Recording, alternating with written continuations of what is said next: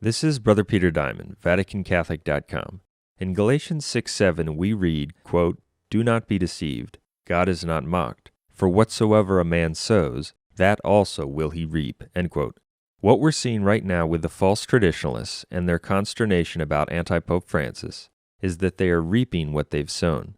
When we use the term false traditionalists, we usually refer to people who purport to be Catholic and have some problems with the teaching of Vatican II and/or the post-Vatican II sect, but obstinately maintain in the face of the facts that Francis and the other anti-popes are true popes. Make no mistake about it, they are in complete terror at this time. They recognize that Francis is openly promoting a new religion, that he unabashedly endorses the worst kind of sin and indifferentism, and that he repeatedly repudiates any necessity to accept Christ and the Catholic faith. They are horrified and they don't know what to do. They don't see any hope, and rightfully so. They only see things getting worse from here. Their entire reality as so-called traditionalist or conservative Catholics is coming crashing down. But they are only reaping what they've sown. For years we've proven that the Vatican II claimants are definitely not Catholic popes, but invalid anti-popes. They were heretics at the time of their, quote, elections and thus were not validly elected, and this entire situation was clearly prophesied as part of the Great Apostasy. We also proved in detail, with irrefutable arguments, that it's incompatible with Catholic teaching on the papacy and the magisterium to hold that the men who officially approved the false doctrines of Vatican II could possess authority as Catholic popes. However, since many false traditionalists rejected the facts or ignored them, and received not the love of the truth, and served men instead of God, they are now left in a truly hopeless and devastating situation.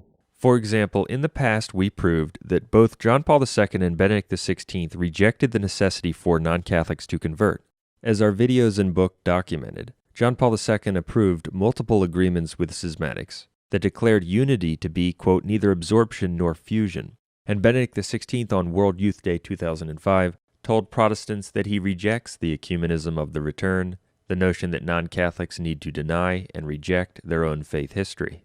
The meaning of those acts, we demonstrated, was that non-Catholics don't need to convert, and that's formal heresy. In addition to their many other heresies, that heresy proved that they were definitely not popes. They could not be true popes. They were not Catholic. Yet many didn't listen, and many didn't care. Many ignored the points, many lied about them, and many attempted unsuccessfully to explain them away. As a punishment, now they have Francis, who is saying the same thing. He is teaching the same heresy, but just much more openly, much more frequently, and without even the slightest attempt at subterfuge. The heresy of John Paul II and Benedict XVI is now the official and accepted policy of the Vatican II sect under Francis. Indeed, in just a few months, Francis has already publicly repudiated converting non-Catholics approximately 10 different times. So what the false traditionalists first ignored, or denied existed, or minimized, or tried to explain away, namely the heresy of John Paul II and Benedict XVI on this point, is now the official in-your-face policy of their sect under Francis, and there is no escape from it. They are reaping what they've sown. The false traditionalists can see at least some of the handwriting on the wall. They now realize that things under Francis and the Vatican II sect aren't turning back or even remaining static. No, they are getting even more liberal, even more hostile to tradition, and even more openly non-Catholic. It's now beginning to dawn on their darkened minds that the Vatican II sect will never turn back from Vatican II, or its modernism, indifferentism, false ecumenism, and impiety. The sect you now see is the sect you will see going forward. It will continue full speed ahead to its destruction. In the short time that remains to the world, the horrors of the post-Vatican II period will only be more fully implemented, with the few traces of incomplete tradition that remained in parts of it eventually eradicated in an entity that knows nothing of the pre-Vatican II Church. True Catholics who realize that Francis is an anti-pope know why this is occurring. It poses no problem for us. We recognize the obvious. We're at the end of the Great Apostasy and the end of the world, and the true Church exists only in the remnant of traditional Catholics. That's why the horrors of the Vatican II sect, the prophesied end-times whore of Babylon, are now fully unmasked, and the situation will not be reversed until Christ returns. But the false traditionalists, who must look to the Vatican II sect as it currently is, as the representative and the authority of Catholicism going forward, can only stare hopelessly into a bottomless pit of doctrinal and moral horror. Many of them took Benedict XVI's bait with his lure of the Latin Mass, and they remained dedicated to and enthusiastic about the already apostate Vatican II sect as a consequence. And before they knew it, they woke up in a body that is not only still apostate, but no longer even friendly to their cherished externals, with the, quote, canonization of anti-Pope John Paul II looming. As an example, Francis recently cracked down on a Novus Ordo religious community, the so-called Franciscan Friars of the Immaculate, a group which accepts the heresies of Vatican II, but simply enjoys some aspects of the traditional Mass. Francis's sect is so concerned about this community's interest in the traditional Mass that his representative actually shut down their seminary and removed their superior. He also forbade certain publications affiliated with the group, steps that are almost unimaginable in a Vatican II sect which currently embraces abortion supporters, atheists, and sodomites. The false traditionalists are horrified, perplexed, and dismayed about how this could possibly happen. Why, they ask, would their leaders take swift and decisive action only against a group that is somewhat interested in the traditional Mass? Why, they lament, are those supposedly dedicated to the well-being and edification of the Church, that is, Francis and his representatives, doing such a thing?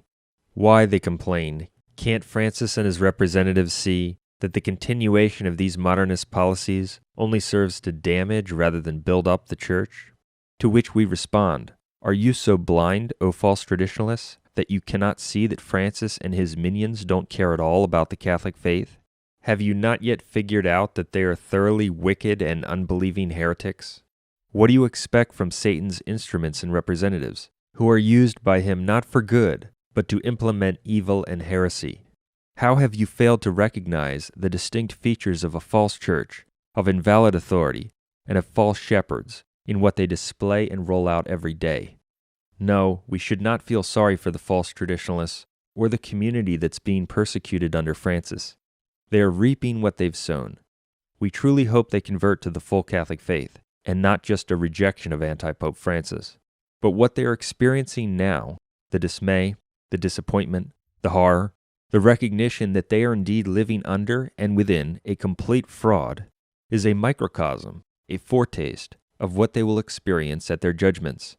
If they don't convert, they will realize how they lied, how they ignored what really mattered, how they downplayed the significance of the doctrinal offenses, which now, as we can see, were quite important, how they didn't value things of the faith, how they sugar-coated the truth in order to please friends and colleagues, how they were more concerned about externals than about substance, how they failed to accept and tell the truth as it is, and how they didn't serve God alone.